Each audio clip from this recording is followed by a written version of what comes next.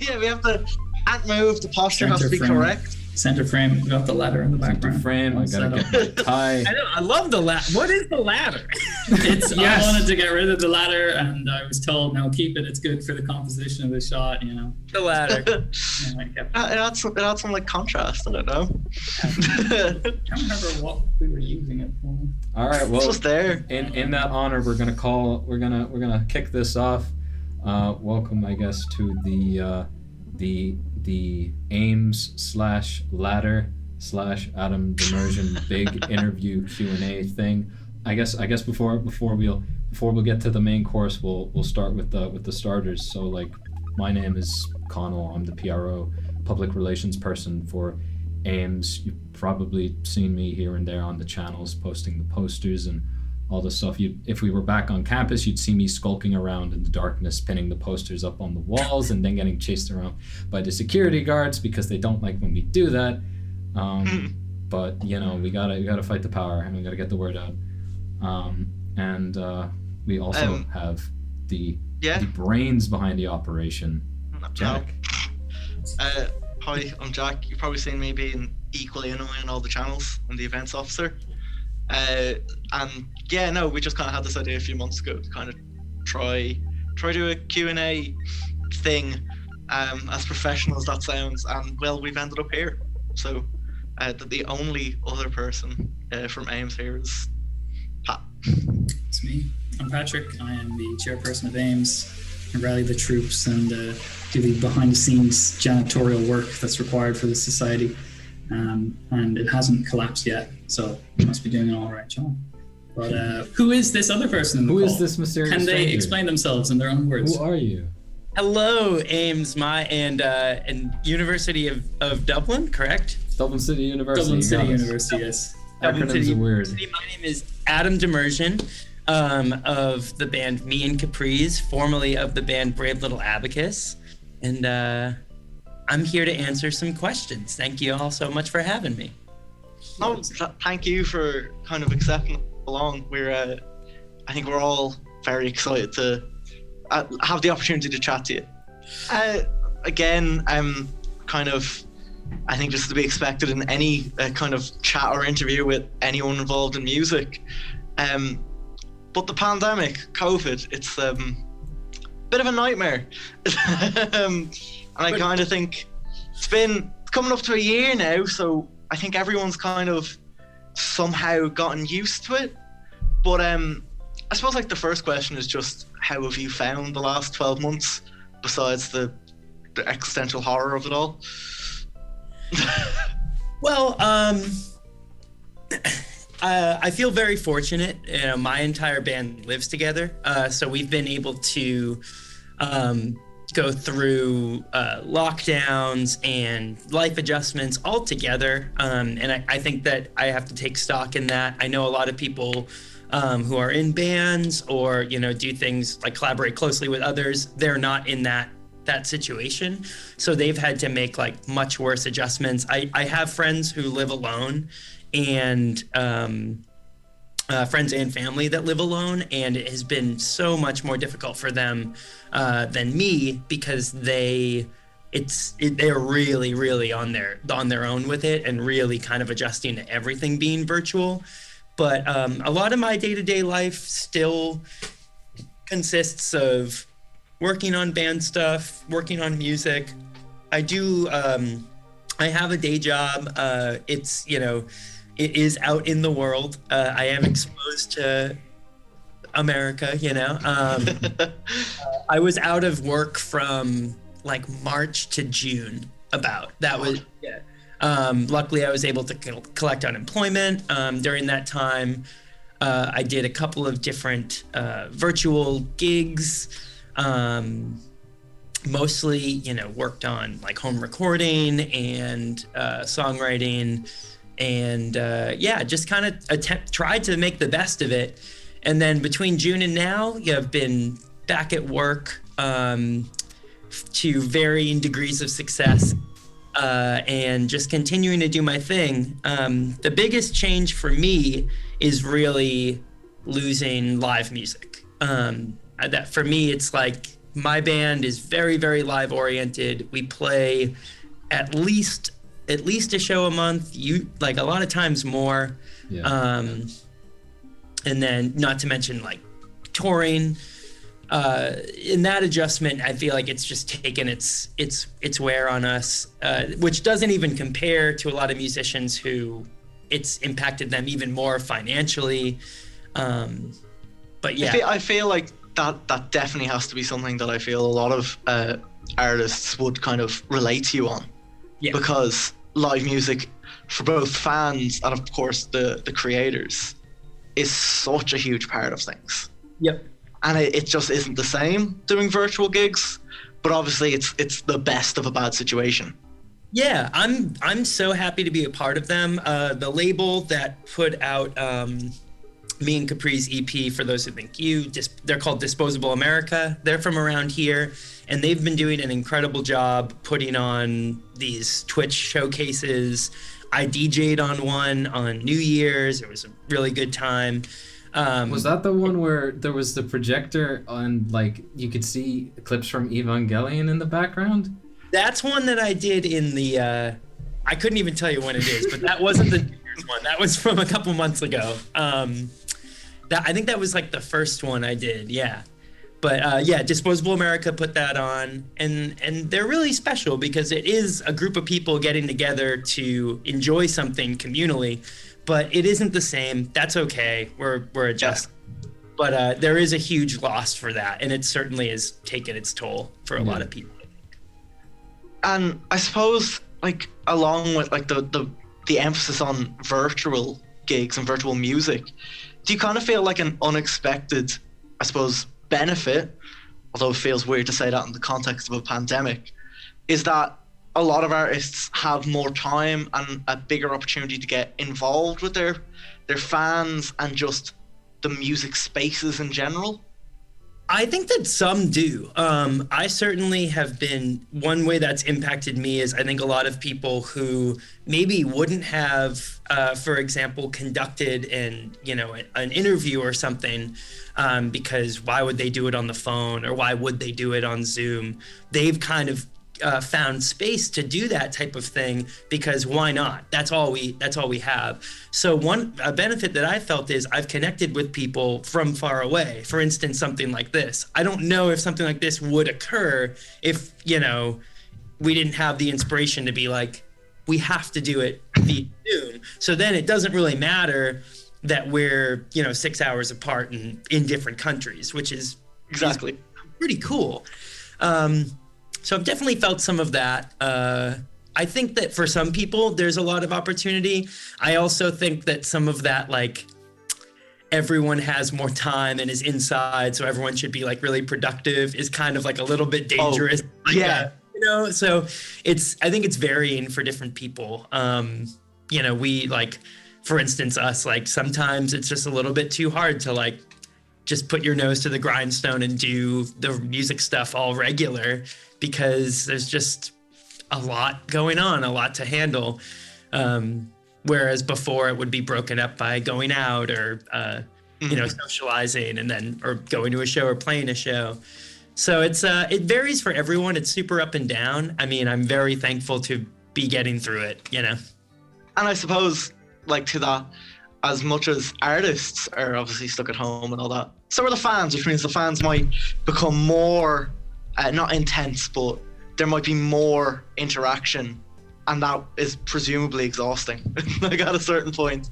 I don't know. Yeah, I mean, I it's been up and down. There's been a couple of instances during COVID. I think there were some people, there definitely are some people who gained some interest in the Brave Little Abacus, like during the time of COVID.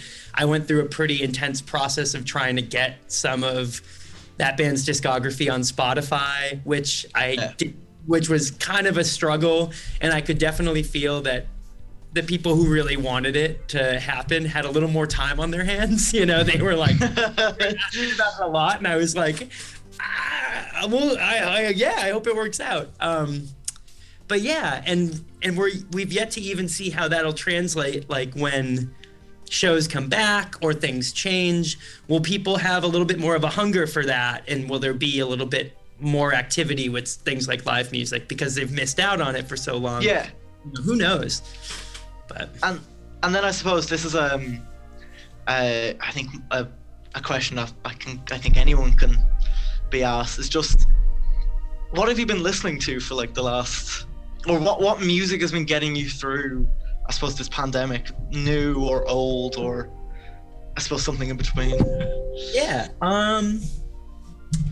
Well, I'm trying to think. Early on in the pandemic, I was pretty obsessively. I'm trying to think. I tried to think about this today because I thought this might come up. I don't know. Well, okay, I'll say this. I'll work backwards. So recently, I've been obsessively listening to the new Awake But Still in Bed EP. I don't know if you're all familiar with that band. They're a band from California that we're friends with, and they released a new EP. The opening track on that record is called Beauty. It's incredible. I listen to it almost every single day. Highly recommend it. And then at some point in the past year, like 6 months ago, I got like absolutely obsessed with Genesis. Yes. Like, it really, It's time. and yeah, and I just like couldn't get enough. Yeah. And I was like, I don't know why, I just had never really gotten into Genesis like when I was younger or anything like that. So yeah, I was on a huge Genesis kick. There was another big thing was the 10-year anniversary of Laura Stevenson's Sit Resist happened. Oh yeah. So they did like a deluxe remaster of that. They did the remaster at Abbey Road. And they did a podcast that was all about the like making of that record and the time around it. So I listened to every episode of that and was getting re-antiquated with arguably like the most important record to me, like personally, that I've ever watched come out. And that brought me back to 2010, like crazy. Yeah. Listening to that a lot. Yeah, I don't know. I also like during COVID was really kind of got a little bit like recentered on how to like practice the guitar. And so I was listening to like a shit ton of Metallica because that's like my go-to, like get chops is just play Master of Puppets. Like that whole record. So I went through that a bit. Yeah, I don't know, listening to a lot of stuff. It sounds like there's like some variety there. I do like the idea that Metallica is like your go-to reference. Like it's like, well, I kind of need to practice here. Yeah, I don't know. I know that probably sounds kind of funny, but yeah, I like to keep the variety for sure. Yeah, I suppose on that sense, we kind of spoken a bit before recording, but other than music, has there been anything that like has really gotten you through, especially like the times that maybe you weren't in work, or times where you had a lot of free time? Yeah, I read a lot of comic books. I'm like a really big comic book person, and I tried to, especially when I was in quarantine multiple times, I tried to exploit the fact that I have comic books that sometimes I haven't read. So I read a lot of comics. I feel my that. favorite being a kind of recent book called The Impending Blindness of Billy Scott by an artist named Zoe Thorogood. And that was really... That is by far my favorite book from that I've read in 2020. Oh, awesome. Yeah. You are the first person that I have spoken to who has even heard thing. So so I work at a comic book store. So I love that. Yeah. Yeah. See, so I'm around. I work at a store that sells comic books and records. So like I'm around that stuff all day. Before like going on a massive tangent, what is behind the camera is my like shelves of comics. So like oh hell yeah. Yes. there we go. There's more than just music, but I suppose just because I have to and I have the opportunity, then while the impending blindness of Billy Scott might be your favorite recently, do you have like a favorite comic of like all time, or is that just enough a question?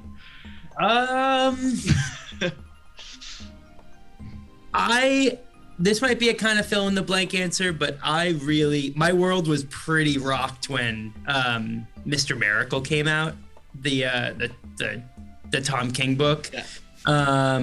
I like thought I had a favorite comic before Mr. Miracle came out, and then I was like, oh, I think it's Mr. Miracle. It would maybe be other than that, something that comes to mind would be Shortcomings by Adrian Tomine. That was a really big beginning for me. I would definitely recommend to anyone watching this that hasn't read any of the books mentioned, specifically Mr. Miracle and The Impending Blindness of Billy Scott. They are some of the best of the medium in like the past few years. Absolutely. Yeah. And yeah, that would be, I'm trying to think. I mean, like, I'm a really, really big Grant Morrison fan. I really like The Invisibles, Grant Morrison's Batman run. Those are kind of like foundational for me. Their stuff is just they get a reputation for being very dense. Yeah. But I love them. They're very, very fun. Yeah. And I'm sure because I am that person, I will bring up comics again throughout this. But on that note, I think Pat has some more music-orientated questions. Yeah, sure, absolutely. Although I will, since it's been passed over to me, I will sneak one in, which is thoughts on Alan Moore. Ooh. Thoughts on Alan Moore? Here we go. Well, when I was a senior in high school, I read as much Alan Moore as I could like possibly get my hands on. And I was in like an advanced placement English class that I was like, I don't know what the word would be, but it was like this special English class. And I was given the opportunity to do like sort of like a thesis. And so I really went out on a limb and I wrote like a whole piece on the influence of Nietzsche in Alan Moore. Sounds like a good pair. And so this is around the time I was writing Mass Dancers. And so like I was reading Watchmen, I was reading Swamp Thing, From Hell, League of Extraordinary Gentlemen, like anything I can get my hands on, and just being like, and I've read some of the work of this philosopher, so why not just like smash them together? But I thought I was the shit. I thought I like knew everything. But to bring it back to the question, a lot of that work will always have a huge place in my heart. I love Watchmen.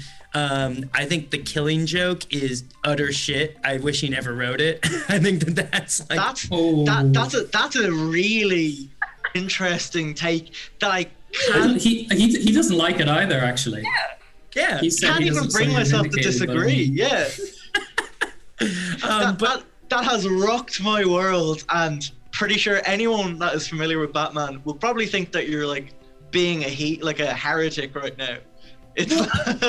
I love Barbara Gordon too much. I think she's one of the neatest characters of the past like 50 years, and they just like, I don't know. I think it's really well written. I think what he did to Barbara was just stupid, and I'm glad he regrets it. But I do really love Alan Moore's writing. I recently gifted volumes 1 and 2, like the 2 trades of Swamp Thing, to Chet, who's the other guitar player in me and Capris, and who has like really good taste when it comes to comics, but had never read those. And I think he's had a good time with them. So I'm a fan. I'm an Alan Moore fan. It's good to get a hot take in as well, because we debated asking you your hot takes, and we were like, that might be a bit. But we get one unprompted. I love hot takes. If if we got to keep it hot, we'll do hot takes. I love them. Grand. That's what they come here for. So the first music question I would like to ask then, if you don't mind, is just it's a very general question, but how the way that you write songs has broadly changed from Brave Little Abacus to Me and Capri, and also to what extent playing with a new band, new people that might bring a different style, how that has influenced your writing process. Yeah, I mean, well, that's a really cool question, because the biggest difference between writing in Brave Little Abacus and Me and Capris are the people. Yeah. I think something that an unfortunate reality of me being one of the only members of Brave Little Abacus that really like has a public life at all is that it gets a little bit lost of how collaborative Brave Little Abacus was. I wrote like the base of the music, but a huge driving force of that band's style and aesthetic was brought about by the two other core members, who were Zach Callionet on keyboards and Andrew Ryan on bass and like auxiliary stuff. Songwriting in Brave Little Abacus was really like kind of based around the recording process. We wrote while we recorded, we collaborated on everything, other than sort of like the basic structure that I would lay out and have on a drum track and stuff. So over time, I think that band, as that band sort of drifted apart, and you can hear it on its last on the last release, that the EP Ukume, it's a little bit more like one person writing songs, and you can kind of hear that. It was a lot more of me, and then adding Zach and Andrew in. And then even when I get to Me and Capris, you can hear that there's a little bit more of that, like a song is completely written. It doesn't go as many places. Personally, my songwriting has changed just because I think people get older and they sort of change up what they do and what they're influenced by. But I think a lot of what the differences between those two bands are is like context, like who's there and how you're collaborating. And I'm proud of the fact that those records reflect the people that were involved with them. And then the records I make now are reflective of the people involved with them. I think some people get a little like, whoa, this is so different. And it's like, well, it's different people and it's different time. But yeah, it feels like a good growth, I don't know if I could ever write music like I did in the Brave Little Abacus again, but it's cool that I think that makes it special. You know what I mean? Like, yeah, absolutely. I don't think I could like ever duplicate it. But. That's a really good point though, like about like how, at least something I noticed when you mentioned about how the band was sort of like drifting apart at Ukume, and you took up a lot of like the writing work for that. And I noticed that in like how Ukume sounds to listen to, definitely lyrically, is that it definitely feels like the bridge to Me and Capris in comparison to BLA's other work. Yeah, I mean, I think that there is like a connection there.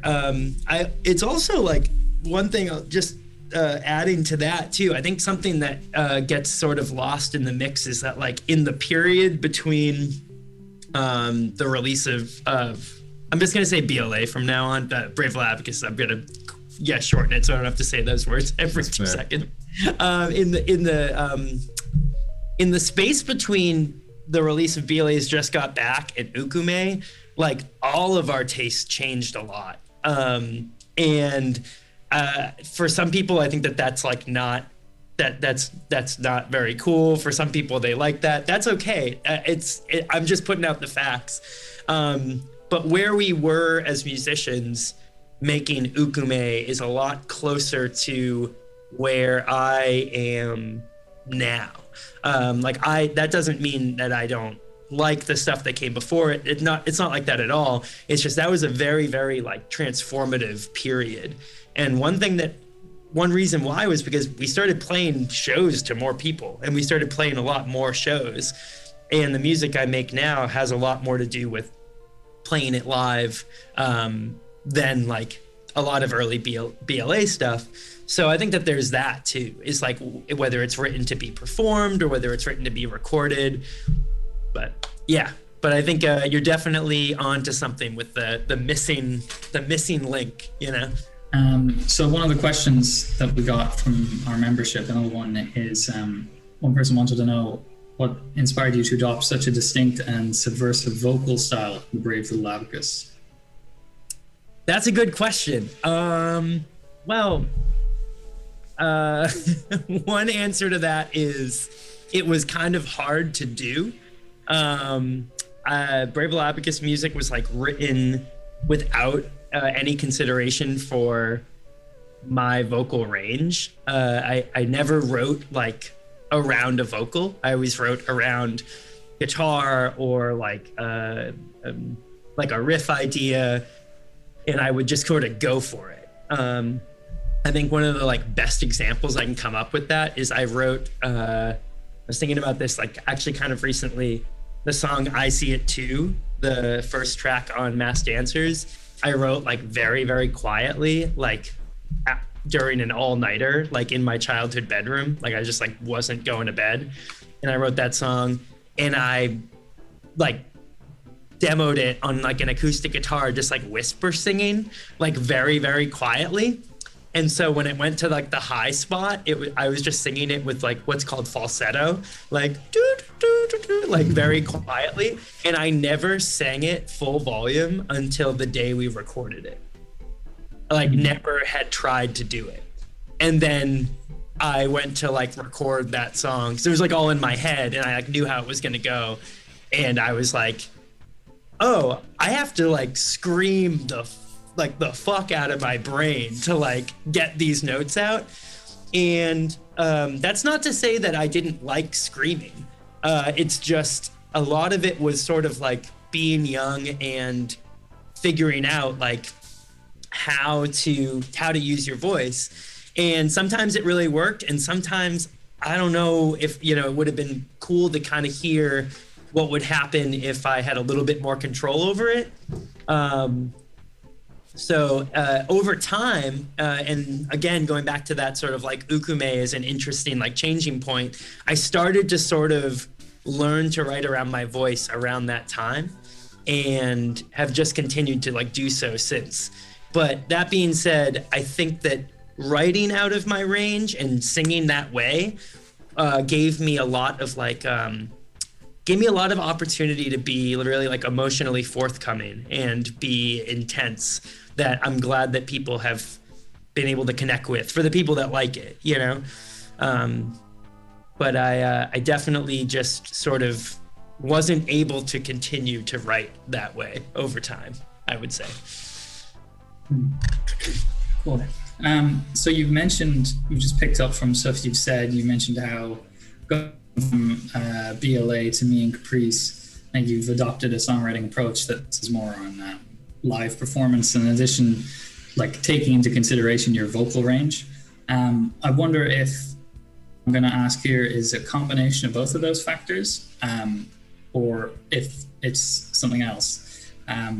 In going from BLA to me and Capri, your songs have become more accessible overall, people would say. Is this just how it panned out, or was there a conscious effort to write music that was more accessible?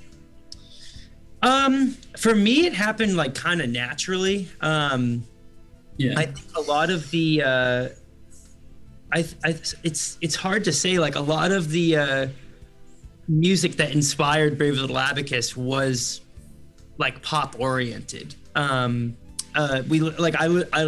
listened to a lot of like pretty heavy experimental music, especially during when I was in Brave Little Abacus. I was constantly listening to the Dillinger Escape Plan and Converge, and found like a lot of influence in that, but also always knew that I was never in a band that sounded like that. Like I was in a band that like had Game Boy samples and like, you know, like tried to do like chiptune shit. Yeah. So I always knew kind of what the score was, but as I got a little bit older, I think that the more pop influence, it wasn't just like, oh, I like this melody or I like the way this music sounds. I kind of wanted to make music that was enjoyed by more people. And so it just sort of happened naturally, but I can't lie. I definitely, as I've gotten older, I I always say, like, I've been asked this question before and I answer it in a kind of dumb way, but I think it's a good answer. I'm not gonna lie, I want to make music that your parents like. Like, you know, like, I made a lot of music for a long time that your parents wouldn't fucking listen to, and I'm 29 years old, and I'm pretty down to make music that your parents like now. So yeah, that's a funny way of putting it, but like it's just the way it went, you know. I'll have to test that theory because I did play the start of Just Got Back from Discomfort, and my mom did not like it, so maybe she will prefer me and Capri.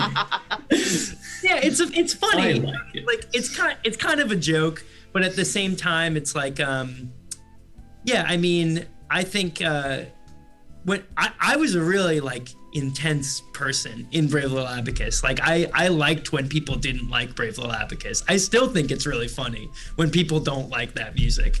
But that's just like not really who I am now. And the musical experiences that I look for are a little bit more like universal or something. I can't call it. I still really like the idea of making music that subverts things. I definitely don't want to just be like I don't know. I'm not trying to make music that's just like completely palatable. You know what I mean? Like, but yeah, it's just difference of approach, I guess. You know. I think you pulled that off with me and Capris, considering you have this sound that definitely is a lot easier to get into and easier to dance to and like easier to kind of just have fun with, but it still has those little flourishes that like demonstrate like a darker, more indie past when you like have like on Little Faith and Little Romance at the very end where you have like the instrumentation starting to go in reverse as you're starting to sing as well, and I'm like, oh man, yes, this is it. This is the gateway drug for like people to hear that kind of stuff, cool. And then they'll go backwards in time and start finding stuff like BLA's work and other bands like that too. Yeah. Can I ask impromptu question? When you mentioned there about maybe writing music that's a bit more universal, I noticed behind you is Bruce Springsteen's Born to Run, and I'm actually wondering, I think Bruce Springsteen is a great example of an artist that writes music that can both be very emotional, extremely emotional in some cases, while also being, you know, one of the most popular and approachable artists. Has he been an inspiration in that regard? Yeah. I actually just really recently framed that. I was going through my records and I had 2 copies of Born to Run, and that one was one I had gifted to a friend of mine in high school that I just got back. And I went to open it and like a note I had wrote them like fell out, and it was a note from like 2008, and I freaked out. So I was like, I'm just gonna frame it so I never lose. Like I know that that's not my copy. Long story, whatever. But I love Bruce. I do love the idea of if you take a really big group of people and they all love something, but they all love it for completely different reasons. That's something that I adore about music that happens so primarily in like more popular mediums of music. And Bruce Springsteen is a great example of that. If you know me at all, you probably know I'm a huge Tom Petty fan. Yeah. That's a great example of an artist that I think you take 50 people, they might all know a Tom Petty song, or they might all like Tom Petty and the Heartbreakers, but they all really like it for completely different reasons. That really inspires me, as compared to like everyone in the room being like, I like it because it rocks, or like I like it because like the drummer goes fast. You know what I mean? There's something about in certain types of simple songwritings or like, you know, simpler musical ideas that there's room for complexity that some people really feel attached to and some people may not even hear. Born to Run's a great record. I think it's a good example of music that has the power to do that. But yeah, it's a great question. I certainly believe in that idea. You've definitely stolen the heart of everyone in the society now, because Bruce is very much beloved in Ames. Oh, awesome! Yeah, I'm a river guy. Born to Run's a perfect record, but like if I go to Bruce is like ties it bond. throwing on the river. So. Me and Pat are darkness on the edge of town folk. Oh, it's great. You gotta go with darkness. We like overall. that. We like that small town vibe. Love it. But you mentioned earlier as well about like how at least with your writing process for the vocals, then transitioning into how you like would sing the notes and how it kind of formed the vocal style that people would know Brave Little Abacus for with you in it. And you still like kept it up in all of the live shows, and I noticed that it must have been really taxing a lot of the time to do any kind of long gig with that style. And I noticed it in the last show, where when you get to pile no pile pile, you even mentioned it to the audience to like sing along too, because at that point it must be like killing you, and you can tell because like you're singing some of the songs a little bit quieter than the other ones. And I'm wondering, like, was that like a common occurrence? Was this like when you went on stage, were you like an athlete going out and like you had all of your energy to go at the start and you could get all of your first songs like perfect, and then as it went on, like the gas was getting out of the tank? Was it a tough like time for that? Yeah, I mean, when I was in Brave Little Abacus, I lost my voice all the time. I lost my voice all the time, and I never really understood. Like, there were so many vocalists who like I adored who sang so intensely, who I felt like could always keep it up. Like, one great example was like I was, and still am, but a huge fan of the band On the Might of Princes, and their singer Jason Rosenthal was just like so intense, high pitches, screaming, and I just felt like it was always like on point. Like I had an opportunity to see him play in a band, a very short-lived band that I highly recommend checking out, called The Brass. Their EP Homo Sapien is like perfect front to back, huge fan. But his voice just sounded perfect when I saw them. And I never really understood, like maybe I was doing it wrong. I didn't really get it, but I lost my voice in Brave Little Abacus all the time. We would have shows where I would be like so hoarse, could not sing how I wanted to. And to connect it back to the question of sort of that transition, hilariously enough, like I've never lost my voice since being in Brave Little Abacus. Like doing a Me and Capris show. Me and Capris has done, I mean, I think the longest shows in a row we've ever done was like 16 or like 19 or something. And I was like a little scratchy by the end, but like I felt like I put on good performances like up until the end. And in Brave Little Abacus, like 2 nights in a row, would potentially be like, I'd be talking like this and like couldn't sing a note. So it was very taxing. I also like have really funny memories of like recording Brave Little Abacus vocals, of like afterwards just like chugging water and being like trying to do another take or something and being like it's never gonna happen. So there was a physical endurance and like intensity to it. And when we played shows, there's not like a ton of footage from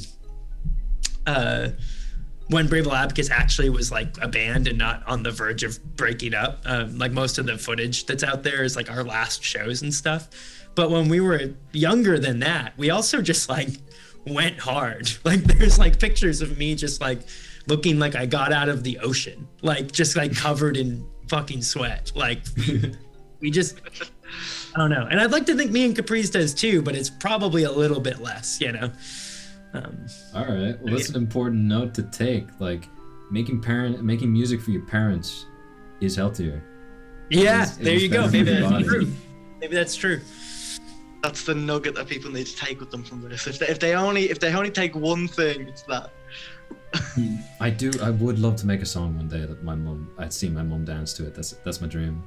That's my dream, definitely. That's it. It's possible. I believe in you. Aw.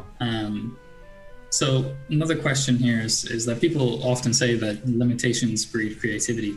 To what extent has this applied to your career? In terms of the Brave Little Abacus, I think like limitations are very, very intrinsic to what ended up being made. We had a very, very limited knowledge of how to record music and even more limited budget and limited arsenal of equipment. And I'll always be extremely proud of what we were able to do with that. I think some people, misinterpret it as like a lot of choice, but it was us just working really, really hard with what we had and what we knew, and just going like really fast. So I think that technical limitations and like educational limitations had a huge role to play in the sound of that band. I also think that overall, like in the aesthetic, because the band was from the middle of nowhere in New Hampshire in the United States, which is just like a nothing place, for anyone. It has a cool water park. I was at a water park in New Hampshire a long time ago. Water country? Was that it? It had like, oh geez, that might have been it. I remember like the long bus ride. There was this like Wild West style, like in the middle of nowhere bus station. We stopped out and we had to walk all the way to the water park. I think that was it. It probably was water country. Oh my god. That's the I remember actually when I lived in Boston for a short time as part of a student work thing, and when I was there, I remember I was looking at like shows to see like when I'm around like Boston, like maybe there's something cool to see based on the music I like, and I seen that me and Capris had a thing going on in New Hampshire, and I got super excited, and then I realized that combined with my work schedule for like the work I was doing there, and also like buses are super expensive when it comes to going long distances, and there aren't a whole lot of them. Yeah. I did so much research thinking I gotta see this. I gotta get out there. I gotta go on a pilgrimage to New Hampshire and see me and Capri.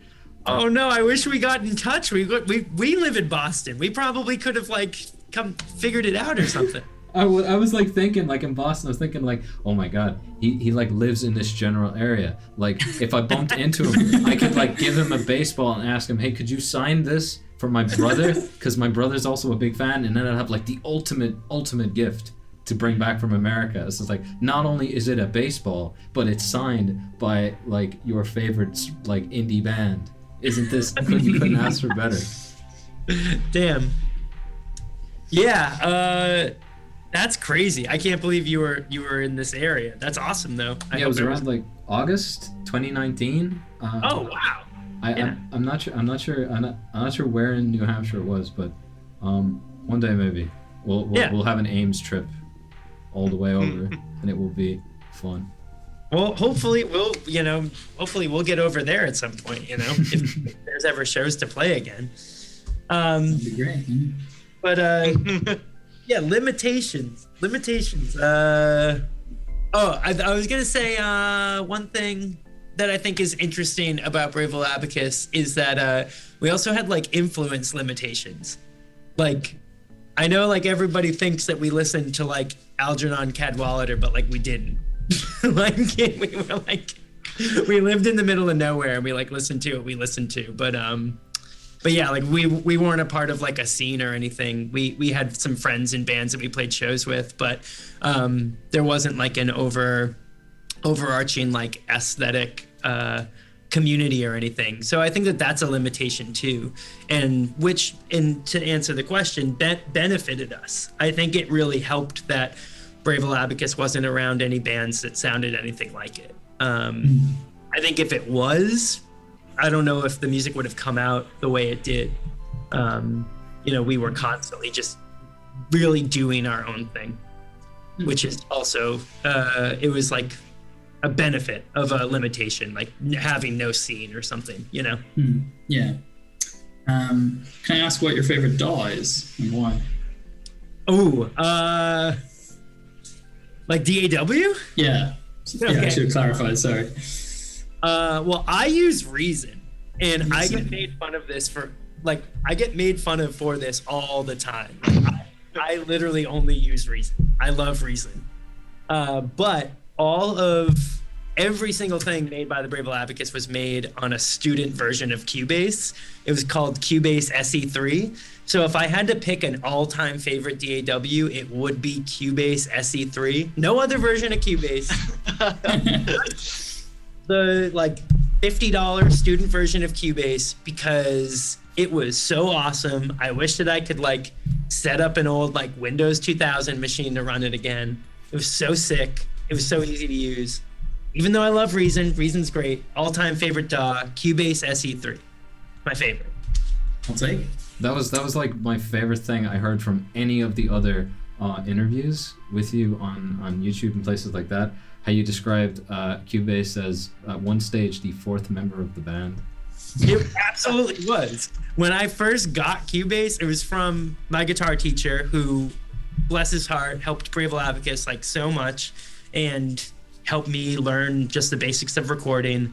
But like the first day, I had like my like very shitty HP laptop with like a school issued Tascam 2-input interface and Cubase SE3. I just remember like putting a mic in it and like talking into it and hearing it back, and it totally felt like I had learned a new instrument or like met a new friend. I was like it was great. I was like a sophomore in high school. It was amazing. Or I don't know. So you have 12 grades of like of school? Yeah. Like before. Yeah. I'm nearly 20. I still can't do the translations to American school. I can't do it. Yeah, no, so... I just said it. No, I want to make it relatable. I was I would have been 14 or 15 years old. So. I want to say that's third year? Okay. Is it? Something like that? So, mm-hmm. I have no idea. Isn't it with primary school and secondary school, and primary like 1 through 4 is equivalent to elementary, I think. Yeah. And Just then about. 5th and Yeah. 6th is middle, and then where's high school come? Wait, what about junior infants? And then junior infants and senior High infants. school is our last 4 years of being children, supposedly. And there's 2 years. There's 2 years of middle school. Usually three. The first year is also middle school then. Yeah. God, this is more confusing than it has any right to be. Well, it's like so I described it to a friend from the UK once before, and I was like, all right, so like you're a baby, then you're a kid, and then there's like 3 years where you go through puberty, and then there's 4 years where like you're allowed to do bad stuff, and like then there's college if you want it. That's sort of it. And like you end up somehow being 18. Eventually you're just somewhere along the line. It's like, oh, I'm 18 now. Oh well. I feel that. Just Sorry, one more. Yeah. Wait, Patrick. Yeah. Sorry. I found it. Canopy Lake Park. You went to Canopy Lake Park? It was the closest one, and like the tickets were like on sale at the time, and okay, I haven't told the dark part of the story. We got there. It was a long journey. It was super long. We got there, and we won a Tom Nook in a grabbing machine, and that was the most fun we had because it started raining. And Oh it started no, raining I'm so too hard. sorry. I grew up like right down the street from Canopy Lake Park. We went there all the time. Oh wow. I'm really sorry to hear that it rained. If by any crazy chance we end up there in some strange escapade, what would have been the best ride that we missed at the time? Well, the Yankee Cannonball is, I believe, the oldest roller coaster in all of the United States. That's the one everybody was talking about at work. Like we told people, oh, we were gonna go to this place, and it was like Yankee Cannonball. It's a rickety old wooden roller coaster that you may or may not survive. I don't know. I was about to say, am I the only one that finds that terrifying as opposed to exciting? Yeah. Jeez. If I can ask one more question before passing it over to Connell, who wants to drill you about more BLA stuff. Well, I mean, Jack wants to drill you about like. I mean, Jack wants to drill you about Sonic the Hedgehog. So, like, we've all got our demons. Yeah. I actually wanted to ask Now, you touched on it a bit, mentioning comics and the like, but what has influenced your music outside of music? So other forms of art like TV, animated media, film, or books. I definitely think that I've definitely been extremely influenced by comics, literature, film, video games, like basically anything I take in. I feel like a really big ethos in Brave Little Abacus was like everything we do is like art, and everything we like take in is art. So if we were all together and we were watching a movie, like it had an impact on the type of music we were making. A lot of people I feel like have taken that away from the stuff we sampled and like what we tried to incorporate into the music we made. Overall in life, it's been the same, even post Brave Little Abacus. I think at this current stage, at this age, it would most primarily be, just like multimedia in general. In the past few years, I've definitely gotten really into just like design in general. Like I think like the way comics impact the way I look at music, similarly to like old magazines or like graphic design in general. Post Brave Little Abacus, I started to really discover for myself that I saw like a big connection between music and like color theory and design styles. And so that's why I think like comics come into play. A lot of animation as well, dating back to Brave Little Abacus. We weren't like super knowledgeable about like anime. We were really into Akira, but we were just sort of dipping our feet at that point. But a lot of like cell animation, and then in terms of I do play video games. I primarily play like a lot of like retro video games. I'm mostly into like hardware preservation and playing older games that maybe I never got to when I was younger, or like things that were never released outside of Japan. But that stuff has like a huge impact on how I write, and it's a little bit of everything. I love plastic. Like I just love like like I'm one of those people. Like I literally like when I went and got groceries today, and there's a thrift store next to my local grocer, and so I just like stopped in and I bought like a 30-year-old issue of Spin magazine, because it's like I'm just gonna look at that and that's gonna be like a thing I do. Like I'm one of those people, Yeah. It's like a perfect serotonin boost. That's like I yeah. have a thing that makes me happy. Yeah. I mean, like it's like who I am, Grand. Well, also, if you're like into kind of strange sort of, I guess, lost video game media from the past, or stuff that never broke through, or stuff from Japan that didn't make it over here, there is a game in terms of its soundtrack you might like find fascinating, called Evergrace, and it like came out in like the early 2000s. Yeah, it's like nobody I didn't even know about it until like a few weeks ago, but the soundtrack is the star of that game. It's like a sort of an RPG thing from the early 2000s, but wow, I've never heard like a combination of like lutes and stuff and like super aggressive, almost like metal guitar riffs. Wow. And then like one song that's meant to be like the chill song for when you're buying stuff in the game is two hyper aggressive songs that interchange between each other. It's literally two different songs put side by side. And I mean, when I first listened to Brave Little Abacus, the first thing I felt was, wow, I've literally never heard anything like this before. This is cool. And I got that same feeling listening to this strange, like, Japanese game that nobody heard about. I was like, wow, I've never heard this before. I love it. Hell yeah. Evergrace? Yeah. No, it's a weird one. But well, I guess since we have drifted to the topic of games and stuff, Jack, you did have one question in regards to this.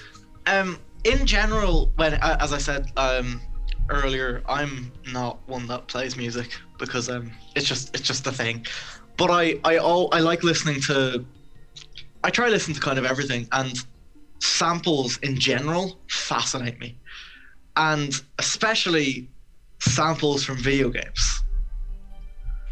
So, as Connell has already mentioned, that brings me to the question of Sonic. Okay. And not only what brought you to sampling Sonic, but also what is your Sonic? Because Wait, what's my favorite Sonic? yeah, Okay. Well, I always feel really guilty when it comes to the Sonic samples because that's one set of samples in the Brave Little Abacus that I don't really remember doing. So at the time, and this will get a little techie, but I promise I'll go through it fast. At the time, I had a Sega Game Gear and I had a Sega Nomad, which was the portable Genesis. And I liked to sample off of those because I didn't have to set up a television to navigate the menus or to play the game and get the sample.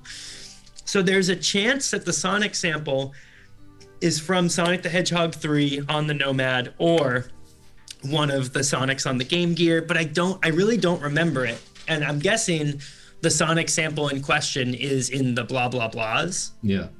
On Just Got Back, I believe. That's when people have asked me about before. I don't really remember.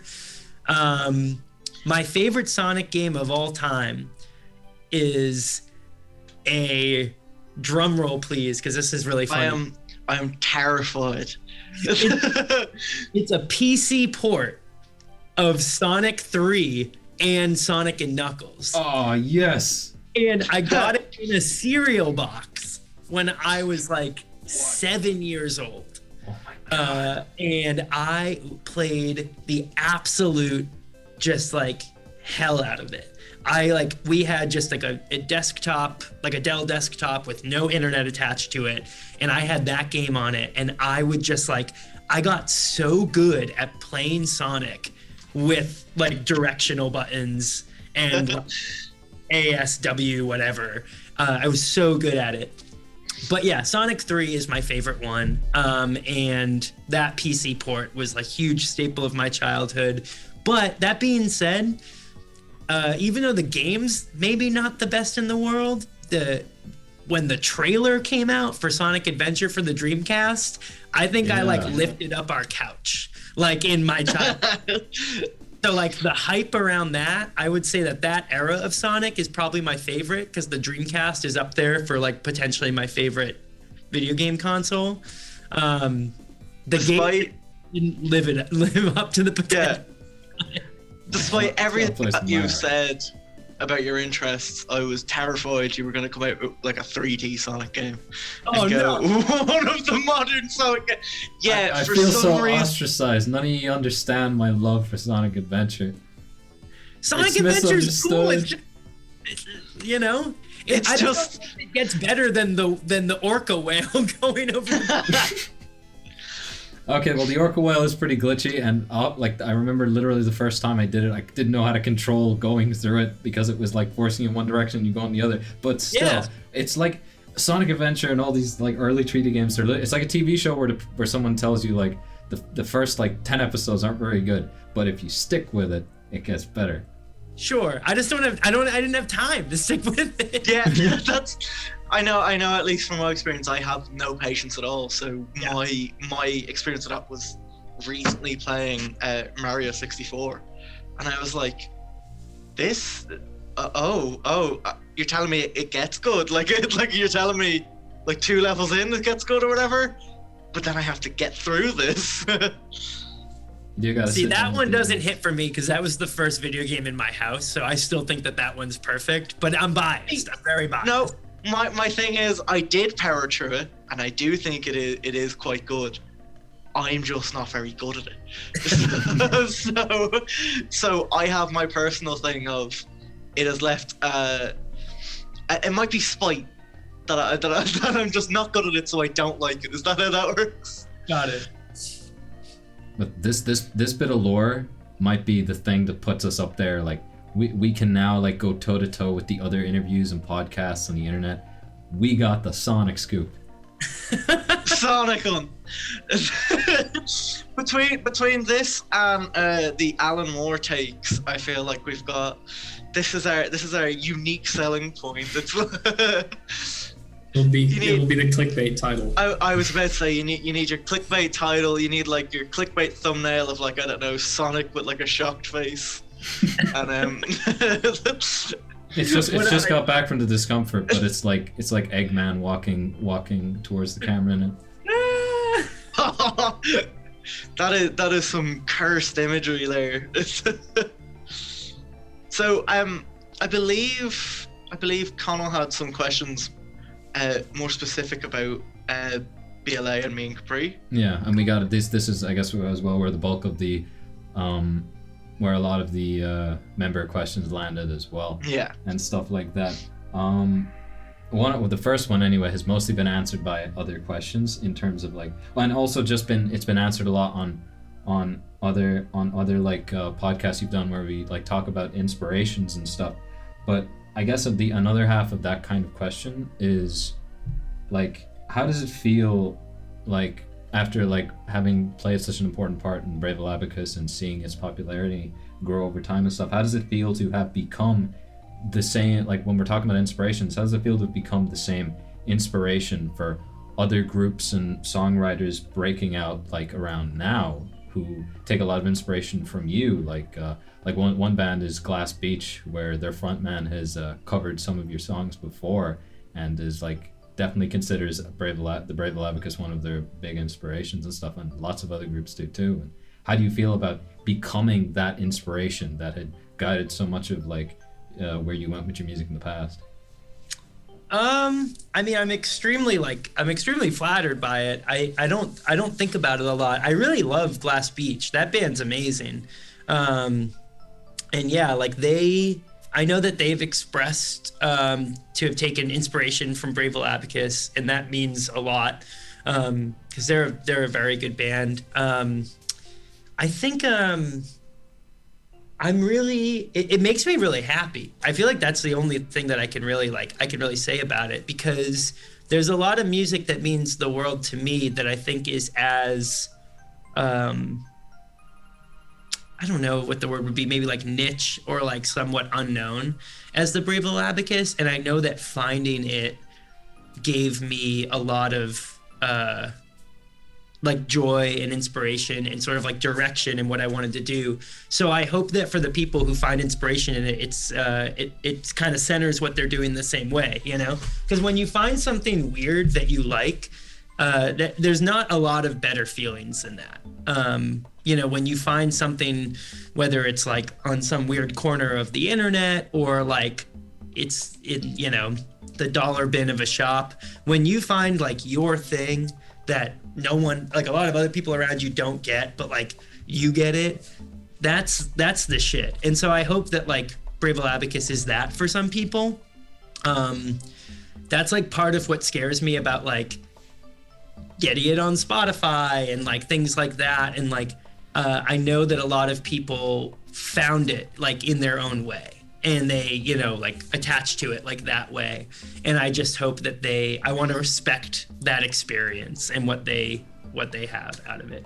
Cause I've had those experiences with plenty of weird, random things. So yeah, I'm flattered by it. It also just makes me happy. You know, I think that's how music works. So that's fair. I mean, it's almost like there's three phases with being in music and stuff like that. You listen to music, you have your inspirations, you make the music, you're there making it with other people, and then you look back on it afterwards, and other people, then it's not just you, other people are looking back on it with you, even people you may have never met, and they have this certain reverence for it, just these different perspectives that you may have not seen because of them not being involved but simply observing it and listening to it. People don't really comment on live crowds for bands and stuff, or like crowds that come around for bands and stuff. Like I guess metal bands have like pretty like hardcore crowds that will mosh really hard and stuff like that, and other groups will have this. But all the crowds I've seen in all of BLA's live shows are so much fun. There's a kid at the last show recording it with a 3DS. I mean, come on. It's so do you want the fun fact about that? Oh my god, yeah. Laura. I've been like, I saw someone tweet about this the other day and I was just like, oh, should I like put this out there? So Ian, the bassist of Capris, that's his little brother.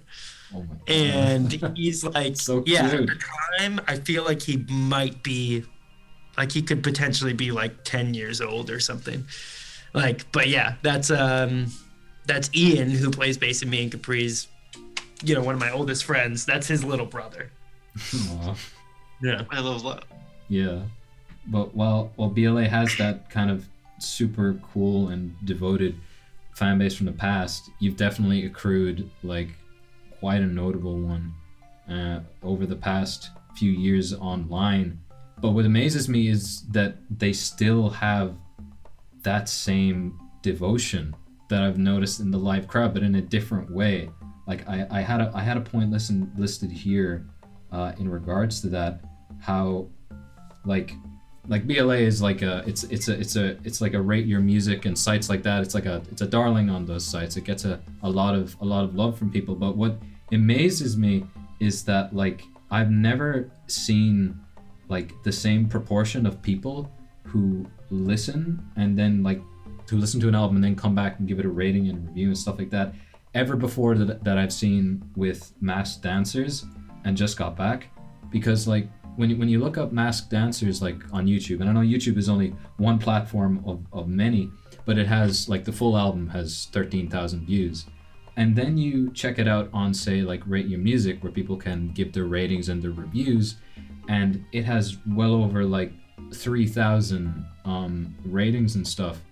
And when you consider like the proportion of people who just listen to it and then like who then like are interested enough to come back and give it like actively rate it, most of which is positive there too, it's kind of insane. Like that kind of like following, I've never seen it before with any band. I guess like an album that gets like maybe 100,000 listens on YouTube, you might come around to it on Rate Your Music and it might have like maybe 500 ratings, somewhere between 500 and 1,000, unless it has a very strong following.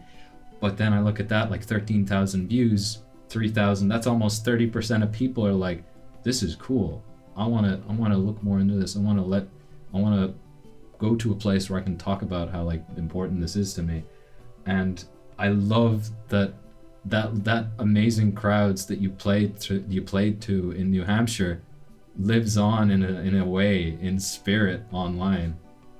And what did you think? What would you think about like that? Do you like feel a little bit of that like connection, even though the band isn't together anymore? Do you feel any of that when you see people online talking about Brave Little Abacus and work in the past? I think that the situation that the band is in is really unique, and I think that you're hitting the nail on the head of like what it is. I think people feel really attached to that music, and I think that music is really demanding. So I think that the people who find it and like it they're like drawn to engaging with it in a way that they can. And whether it's because the music is demanding or whether it's because sort of the myth of it and like how unknown it is inspires people to get involved with it, I think there is something really special there.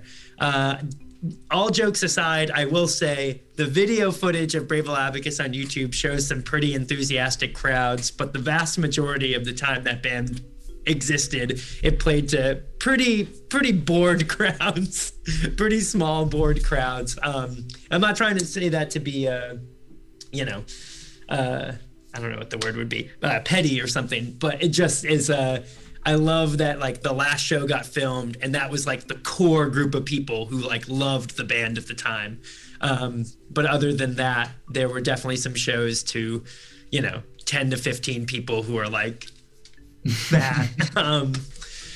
But yeah, I it's crazy. I never even know what to say about it. I can't really believe that I can never believe that that records I made when I was that age and doing what I was doing have hit as many people as it has, and that people are so passionate about it. It's crazy. Like it's very grounding. For me, it really makes me like realize just sort of how random like everything kind of can be, and how I'm trying to not go down this tangent rabbit hole too long, but also just like how the music industry like hasn't figured out the internet yet. Like my childhood band that I literally have done nothing to promote for a fucking decade, like puts up Spotify numbers that my regular band can't dream of. Like I don't know what that's about, you know? And I have no problem with that. It's just, I think it's fascinating. Like, I think a lot of bands like probably wish that they had as many people listening to them as my very broken up old band does, but can't call it. Don't know why that is, you know? It is like shocking how there are so many oddities that's like, oh, well, this band literally haven't been around. Like, they don't exist anymore. So do you feel like do you feel like that's a good thing? That like it's a bit of fun? Oh wow, would you look at that? People are still kind of craving this, or do you find it's more? I know you said you're okay with it, so I wouldn't say you find it as annoying, but like, do you find it frustrating to see things that don't exist anymore be like more active or more popular than, I suppose, more recent things? No, not at all. I think it's a testament to how weird and like special that music is. So I don't resent it. I think a lot of people get the wrong idea that I like think it's bad or something. When I was in that band, I wanted it to be like the best band. Like I wanted everyone in the world to hear it. So it's like a dream come true. It's just it's a, you know, a 10 to 13-year-old dream. So it's like, I can't relate to it. I'm fascinated by it. It's just, it would be a lot different if that translated to like, you know, if I was in a band with Andrew and Zach again, and it was just like, well, you know, the numbers are in, we're like doing a full US tour, but like, it's not like that, you know? Yeah. So I enjoy it. I'm fascinated by it. I think it's crazy. I love that something that's never been marketed to anyone has reached a lot of people. I think it proves that the marketing doesn't really always work, you know? From like an outside perspective, I feel like that's like such an admirable position to have, because I feel like a lot of people would resent it in like a sense of, how does this work? I do not get it. But I think that's like really admirable again to go, oh, cool. I mean, I also like that music too. So it's like, as just like someone who's in the position of like, I liked it when I made it, and I think it's good. I like it now. I'm glad that other people do too. You know, it would be really weird. Like if I hated it, it would be like, stop listening to it. It's so bad. But I'm just like, it's good. Like I get it. Like, yeah. In that regard, I guess, do you think, at least from what you've seen over the years, with Brave Little Abacus's kind of rise to being, I guess, this I guess the premier myth in and around its time of operation, do you have any idea where it all might have come from? I guess like when it started to kind of gain this large traction on the internet, or do you have any idea from your perspective on where that might have came from? So I always thought that Ukume being released on quote unquote Jeff Rosenstock's label was sort of like the kicking point, that a lot more people like saw it. But that I did an interview a little bit ago on the E-Word podcast, and I said that, and then a friend of mine who like I referenced in saying that messaged me and was like, no, like I had discovered BLA on forums like way before the quote unquote thing. So I don't know. The only thing that I can say for sure was I started to be told that the band had like a growing internet attention, or a growing attention on the internet, at least a year after it broke up. But I wasn't ever on like Mew on 4chan. I didn't have an account on Reddit until like 2016. I wasn't like, while the Brave Little Abacus was a band, I wasn't really much of an internet user. I didn't have my own computer like with internet access. I had like shared a family computer.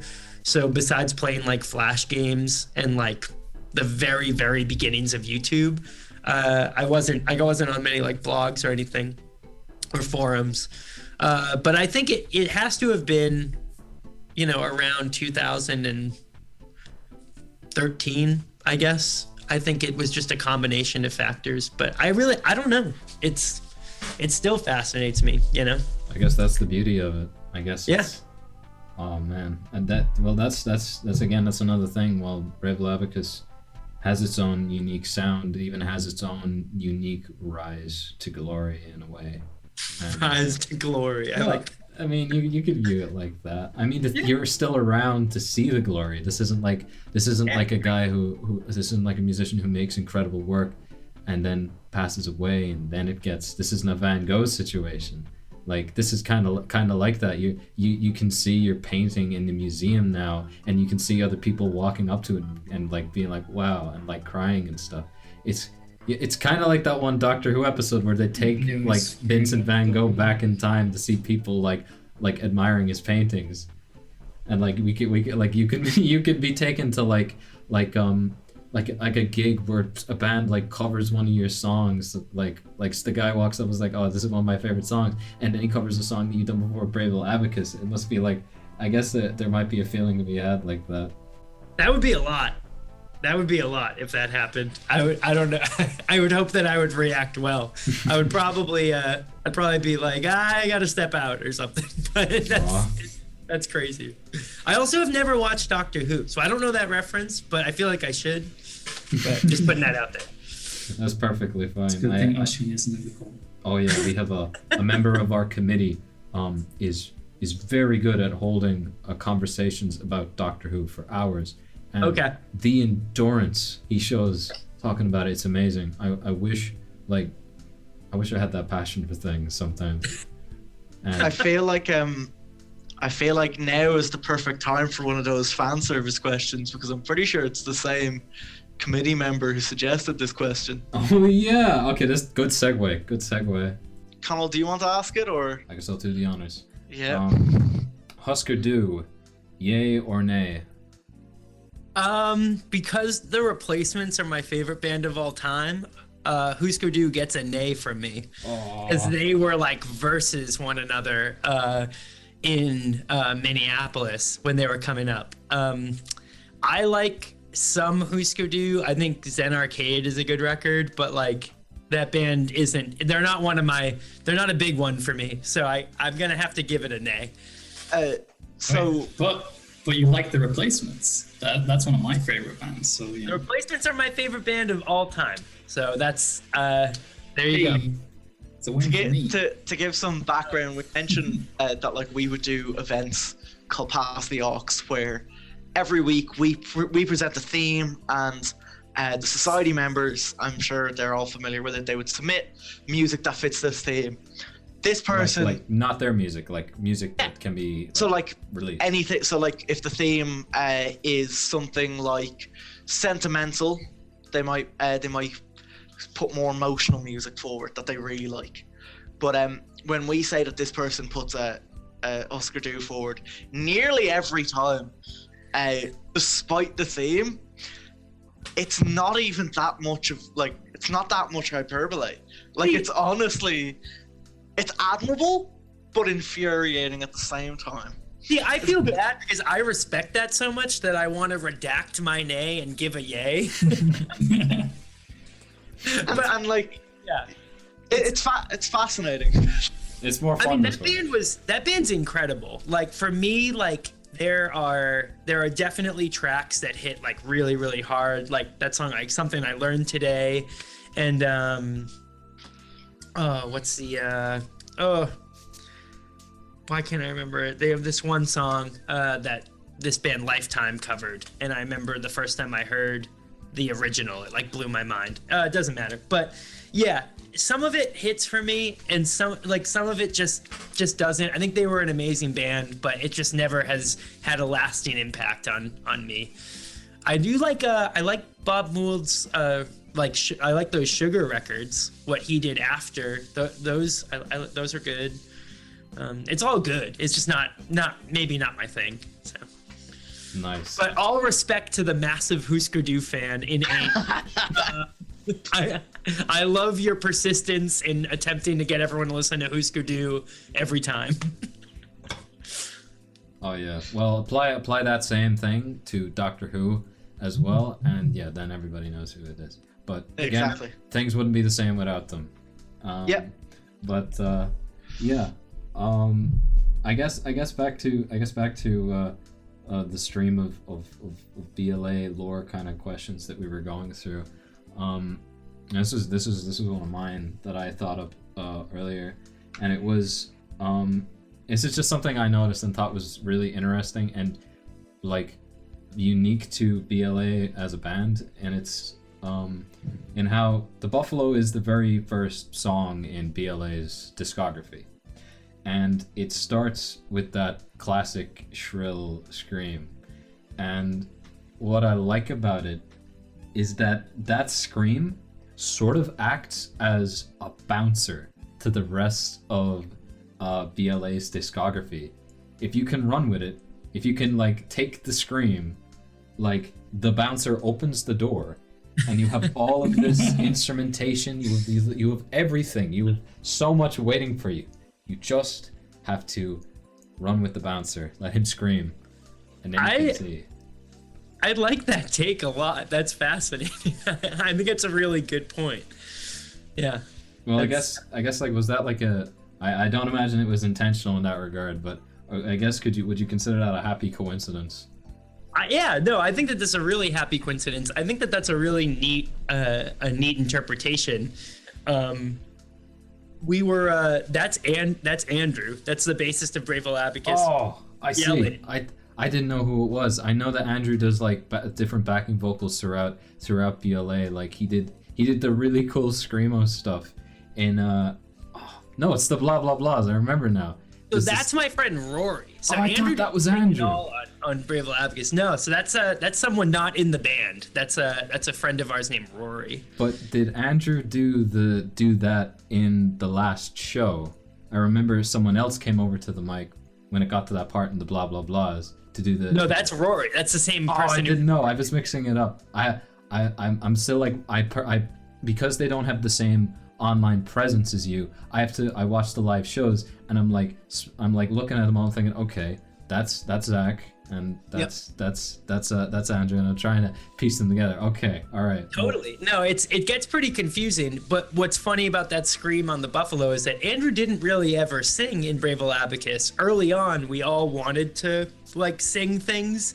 And that was literally just like a screwing around, like scream into this microphone, and then we used it as like a sample and like cut it up and used it as like the count off, you know, or I guess just it just happens after, on like the first beat or whatever. But yeah, I think that's a really cool idea, and I also think it's really funny too that the first song that band ever released starts off with a Game Boy count off, and then yeah, the bass player of the band screaming.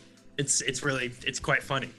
Yeah, no, I think that's when I think of old most discographies in my head, that is easily the most memorable way of starting off anything I can think of. And, there you go. And yeah, that credit to Rory for that. That's cool. But I guess now we can this one's a fun one. We take a break from BLA for a minute to talk about me and Capri. And someone asked, and I noticed this too, and I noticed the similarities too, and it was kind of like, ooh, okay. Is the album cover and name of like me and Capri's EP, For Those Who Think You, is it based off Joni Sommer's album For Those Who Think Young? If so, then why? It is. Okay. It is. It's literally For Those Who Think Young without the N and the G. I don't know much about that record. I know that the song became some sort of either, what would you call it? I don't know, but Pepsi picked it up in the 60s. Like Pepsi's like whole entire ad campaign and like marketing campaign became Pepsi is for those who think young, meaning like if you drank Coca-Cola, you were like old. I thought it was a really interesting phrase because I don't know what it means to think young, like for those who think young versus for those who think old. And so I played around with it, and I started thinking about the phrase, and then thought about for those who think you. And what I liked about those words together was that it's an unfinished. It's just an unfinished sentence. If it's at the start of a sentence, it's like for those who think you what, like there needs to be some sort of like verb at the end or something. And then in the context of like the song for those who think you, it strangely like makes it a sentence on its own, which I'll just leave up to like interpretation.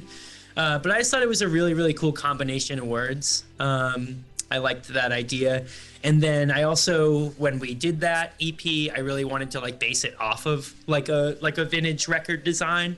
And so we used like the original 45 of Joni Summers, like for those who think young, like as sort of a template for like making the design of the cover and stuff. So yeah, okay. It's a weird combination of words, but I don't know. I like doing it weird. Well, yeah, I'd always noticed that about the like at least that was the first thing I noticed when I went into listening to me and Capris was I looked at the EP, and I imagine this is the same thing for everybody who takes a look at it, and it is what? Okay. I mean, I'd like to know those who think you. Maybe I'll find out by listening. Yeah. All right. Well, I'm glad. That one was. I was really curious about that one as well. But I guess now we're definitely now getting towards the end of our roster of questions, and but we still have a few asked by different members and stuff. And the last few anyway actually center around the last show at Vic Yeri Center, and. Oh, yeah. Well, the first one is anyway, and this is a kind of like, I guess a more open one about it, and that is, how did it feel playing your last show with BLA?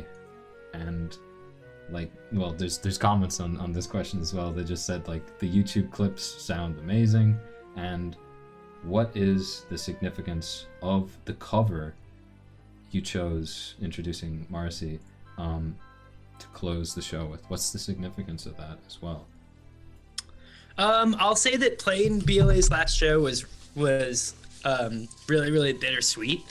You know, I often, when people ask, I often say that like the band was actually at its best when we broke up, which will always be a little bit sad to me.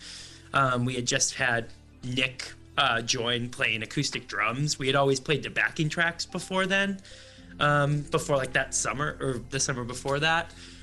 So the band sounded better live than it ever had before, and we were breaking up, and we had also just put out like our first thing on vinyl. Like, how dumb is that? You know, like it wasn't planned well.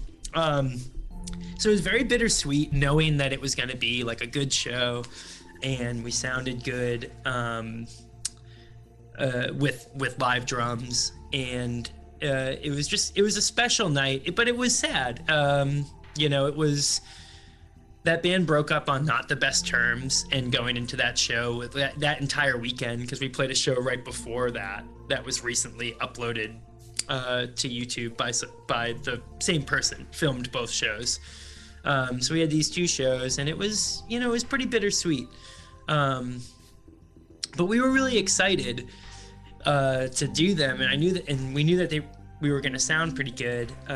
As for the cover, what's funny about that is that cover is really special to me, because I think that our band we did a really good job with it. I think that song meant a lot to us. We did a good job recording it and a good job playing it live.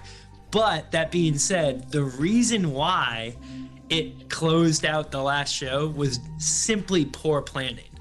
We had not decided a set.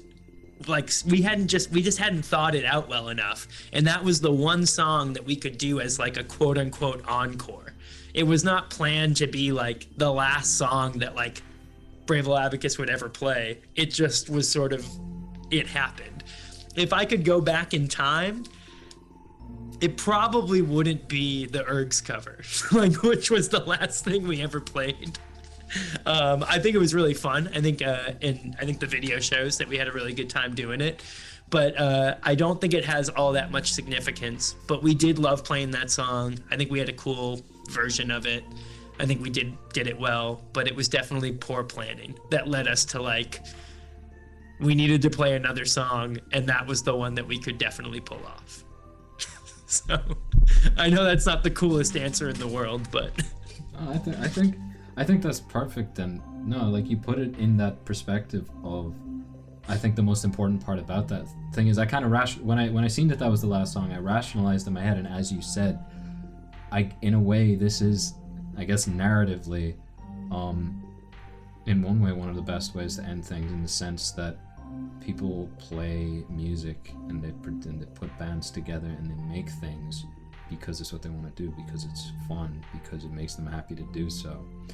And coming out with the last song being something that you have so much fun playing, and then like for the crowd, like, oh, this isn't what we expected, but man, we can jam with this too. We can have fun. Like, I mean, I think in a way, while you could have picked maybe like one of the more well-known songs from the discography to end it with that might have fit better, there is that kind of like scrappy, like ultimately we're all here to have fun, the band and the people attending to see it.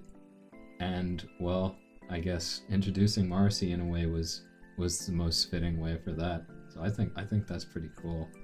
Yeah, that's basically the facts. So. As well as that, with another one with the last show at the Vic Gary Center. This one says like that whole video is technically over an hour long, which technically means it is feature length, and in this case, easily this person's favorite concert movie. There's a lot of concert movies out there. You got Stop Making Sense and The Last Waltz, but yeah, it too is technically a concert movie. And in that sense, how did it feel like for you being at the heart of such like a memorable goodbye for your fans in that sense? Because in a way, yeah, it is a big movie. It's like a big like love letter to everyone who's been listening so far and to all the work that you've done. Like, how did it feel to be at the heart of all that, with all of the kind of the speeches you were giving to everybody and being that close to everybody, and like even that part at the start of Pile No Pile where you let everybody say stop after the first line, and they practically almost blow you away with how loud they are. Like, what was it like being at the center of all that, seeing all of the past years of work coming to there? It felt pretty crazy. I mean, I have to give Ty, who like filmed that, credit for like thinking the event was significant enough to like film, because we definitely weren't. It wouldn't have been filmed if they didn't like do that. We would have just like done our own thing. It's hard to really remember. I mean, I on the one hand, I think that night is really defined by me being ready for the Brave Little Abacus to be over, which like sounds awful, but I'm just trying to be honest. Like, I was very like excited for the Brave Little Abacus to be over in that moment. But then another side of me was very much like, this is really special. I love doing this band, and like this music means a lot to me. And so I think it was a little bit too of like a ball of like mixed emotions and complications for me to look at it that way. Like the way it's like the question's describing. I'm so glad it got documented, because now it can be seen as such a nice bookend to the end of, you know what I mean? Like I think it's a really like a hindsight's 2020 type of thing. But in the moment, it was like, this is a good time and I'm really glad these people like this, but like, yeah, like this band's over. Like, you know, it's unfortunately that's just like the way things go, you know.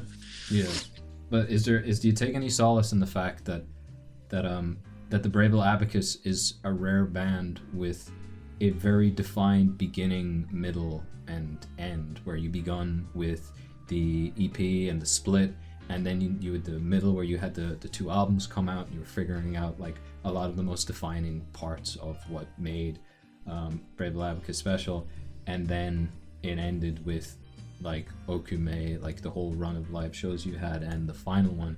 Like, is there some solace in that fact that Brave Little Abacus's existence from beginning to end could almost be made into a movie, in the sense that it has a beginning, middle, and an end? Yeah, very much so. I mean, on the one hand, I'm very fortunate in a way that my entire like adolescence and like early adulthood is like documented, like in like a very like structured, like here it is, and here it is. And then, you know, yeah, I think that band's progression is really special. I know a lot of bands start and do their thing and then end. But I know that like BLA started and was one thing, and then like completely moved to this other thing, then completely moved to this other thing. I think we accomplished a lot of, you know, I guess progress or something in a pretty short amount of time, and it tells a really cool story. So yeah, I think it's awesome. Well, it has that story as well. It's got a very big epilogue too, in terms of everybody finding it afterwards, and I gotta say that is one of the coolest things I've seen with an album, and that is pretty much, I think, one of the attractive parts to BLA, and for a lot of people, is that sense that it's like you're digging up like this I don't know, I guess it feels almost like vindicated, like people are helping vindicate your existence even more so than it was, by listening and promoting a band that didn't get the same attention that it got later on. And I guess there's almost a feeling of like necessity and justice in a way for people and a lot of current fans to promote that. I mean, I definitely felt that when I was listening first, and I definitely seen it with other people who I've started seeing, like people make like charts of their favorite albums and stuff, and I started seeing more and more people where like Masked Dancers or Just Got Back was number 1 or number 2, and if I asked them about it, they said that not only is it part of the reason is it their favorite album, but also the fact that they feel like this is the right thing to do. And it's also like showing not only their respects, but helping to try and push more people to find it, because like I did at the time and then discovered the work that you did. People want to know who is this person on this cover walking towards the camera. Why did he just get back from the discomfort? And same with Matt. Well, that's my dad. Yeah. I love, like, I think, and it's the most talked about thing in the comments for the video, and it might be the finest thing ever done in a live concert. But your dad coming on was just like how did you put that together? Like, did you ask him on the day? Was it like a planned thing that your dad would appear and play with you on that Tom Petty song? So I'll keep this brief, but I asked my dad, and he like just didn't take it seriously. And my dad's not a very public person at all. Like that's not something he would really do. And then so I asked him to do it, and he was just like, sure. And I didn't think he really was taking me seriously. So then I asked Laura Stevenson and Mike Campbell, who joined us for that cover, like if they would want to do it with Brave Little Abacus and with my dad, and they were like, fuck yeah. And so then I went back to my dad and was just like, Mike and Laura are gonna do it. Like they're expecting that you'll play drums on this Tom Petty cover. And he was like, what? Because my parents love Laura Stevenson. And yeah, it was like, he just had to do it. I'm still convinced to this day that if I hadn't asked them to do it, he would have just bailed. Like he maybe wouldn't have actually ever gone to the drum set to do it. But yeah, he did, and it was awesome. It was I think it was planned a couple weeks before, something like that. But, yeah. Well, like you can tell by the drumstick flicks, like it didn't take long for him to just fully get into the role. Oh, he's an awesome drummer. He was like a professional drummer up until like I was born. So yeah, he got it right back. Nice. Oh, and it is cool. But I guess in that regard, and I think some degree of that detail is listed here. Jack has it. We wanted to show you something. It's a picture of something, and to get your opinion on this. It's related to Brave Little Abacus. And what it is have you encountered something called the iceberg of something? I think I know what you're gonna show me. You've already seen it. Encountered it, but let's see if it's the same thing. Okay. Yeah. I wanted to get some of your take. We wanted to get some of your takes on this because some of these are fun. But like for those who don't know, there's a bit of a meme thing that's been going around lately where there is an iceberg, and there it is, iceberg.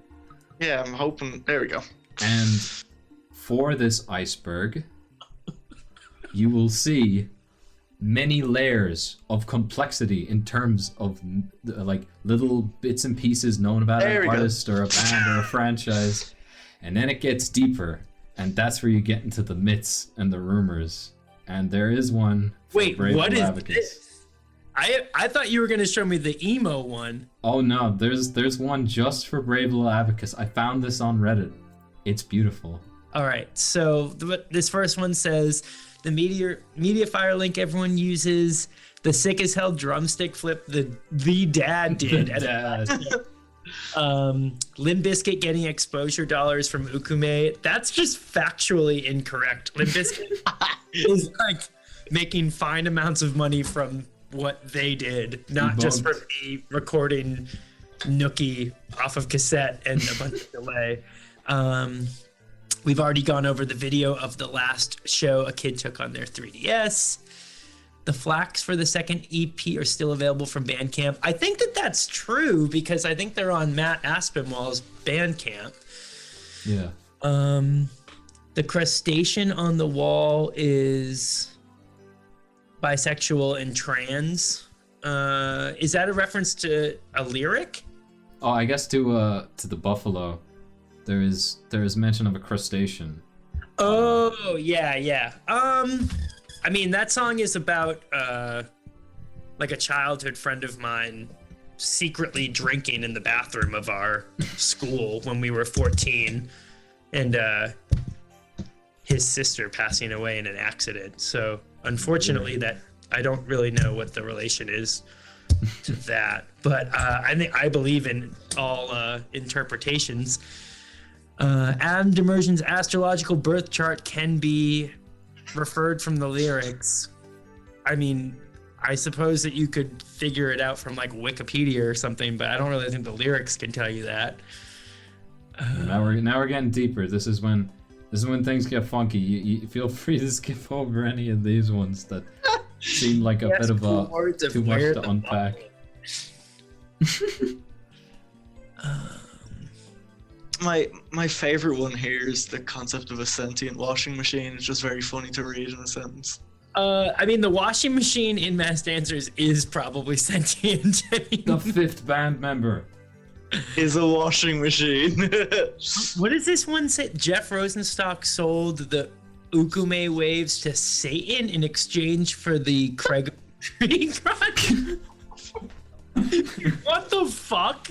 This is what happens. This is the deeper down in the iceberg you go. There are still two more layers. This one says the cult based around finding the hard drive with the masters. Is there a cult that's based around that? There might be. I'm afraid I'm not liable to speak about them if I value my life.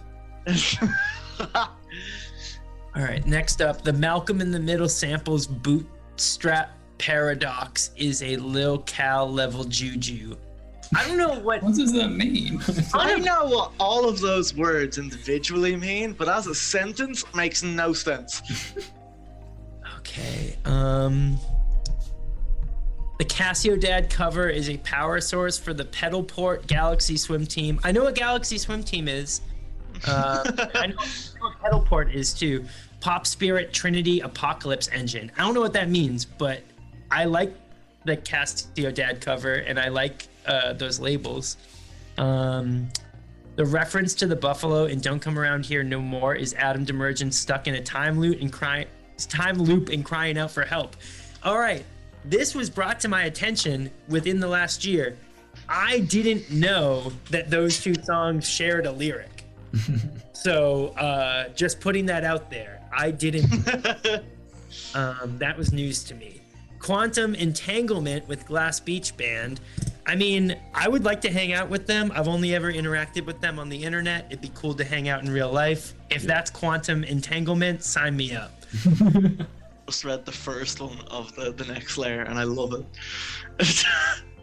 The distortion at sample 118887491 of the underground MP3 is the voice of God herself. I don't know what that means.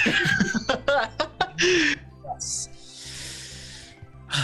The pitch bends in 45 minutes from somewhere out there. Bend chemical reactions to the left. I feel that one. Born again so many times you forget you are is a metaphor for how the band never existed in the music. I love how menacing that final one is. Yeah, it's exactly what you think it is. That was a journey. I appreciate you taking me on that journey. Some of that stuff's fucked up. Thank you for joining us on it. I think so. This is the thing. While the society members will greatly appreciate the answers to questions they asked, we, like anybody else on the internet or from various communities who encounter this, they will pour over the lore in the iceberg. Not to put pressure on the fact that everything you have said apparently has like deep like meaning here. But again, this is the internet where anything and everything can be like, well, maybe he actually meant this, and maybe like the mild nod at this timestamp confirms this theory we have. That double meaning. Jeez, that's crazy. That was wild. I thought you were gonna show me the emo one, which I DM'd a friend the other day when there was a bunch of discourse about, and I was like, how do I get off the iceberg? I was like, can you get me off the iceberg? You messaged the poster. I respectfully asked to be retracted from this iceberg. Out of the iceberg. Well, unfortunately, as we've discovered, BLA has its very own iceberg, and there may be more to come for all I know. But thank you for joining us on that, and bearing with the technical difficulties. But that's all good. I guess we're almost ready to wrap up here. One here, I guess, a more general question about like the future and stuff is, well, is there anything that the Brave Little Abacus, hold on, I gotta phrase this one right.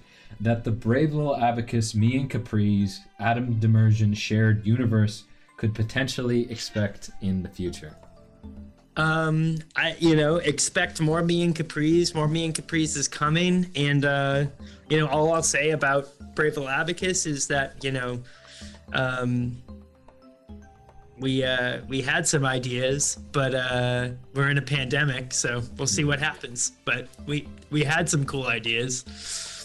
Those got changed. So, yeah, expect some more music, and hopefully we'll all see each other on the other side, I guess. Absolutely. More music is exactly what any fan would want right now. Hell yeah. That's the only thing getting us through all this, to be honest. And I believe the final question, am I right, is the final fan service question, is it? Yeah, okay. So, okay, while another, so in a very similar way, while one member and a kind of a known member of AIMS is a massive Husker Du fan, the other has become a figure for their outspoken views on a certain Weezer album. In fact, Weezer in general, as not a band, but a concept, as an ethereal piece of existence, certainly Weezer as a thing in as the a society. Belief. As a belief, but also like heresy. Yeah. So asking on their behalf, how do you feel about not our words, Weezer's magnum opus, Raditude.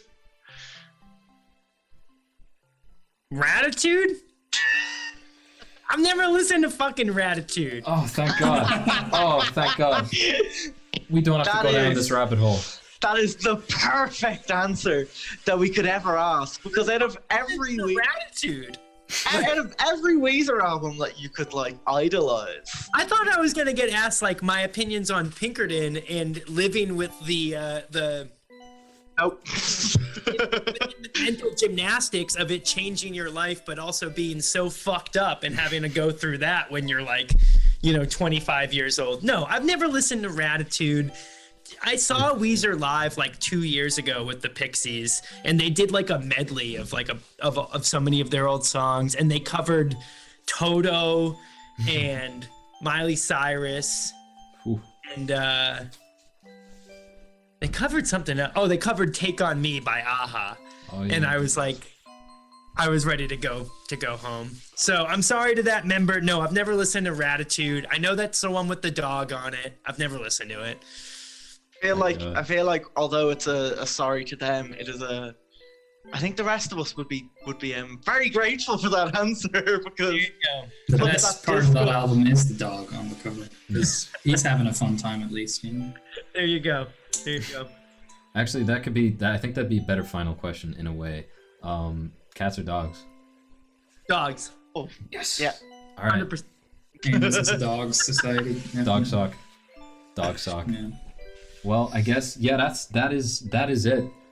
We have spent what has been one of my favorite few hours now. I think it's been 2 hours now, but this has been one of my favorite 2 hours ever, because like getting the opportunity to get us all together to take like inspiration and questions and all this input from the society to kind of this isn't just an opportunity for us to kind of like and for like the committee to kind of do something cool that we were trying to do for a while, but an opportunity to get loads of other people who wanted to kind of contribute to something like this in it together. And the fact that we were able to pull this off of you has been like one of the most fun achievements Ames has been able to do so far. And also it was pretty fun to talk about Sonic the Hedgehog for like 5 minutes too. Yeah, absolutely. And so, like a massive thank you on behalf of obviously the three of us, but the entire committee, and beyond that, like the society itself, because I know, as we mentioned at the very start, this has kind of been an event that I think we've been hoping for and planning for the last little while now. So again, thank you.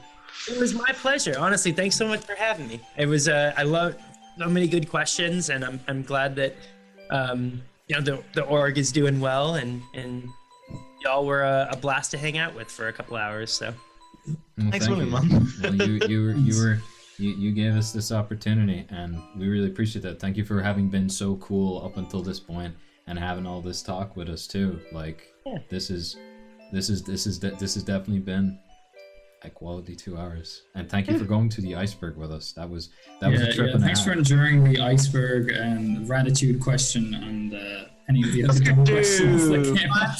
my pleasure. My pleasure.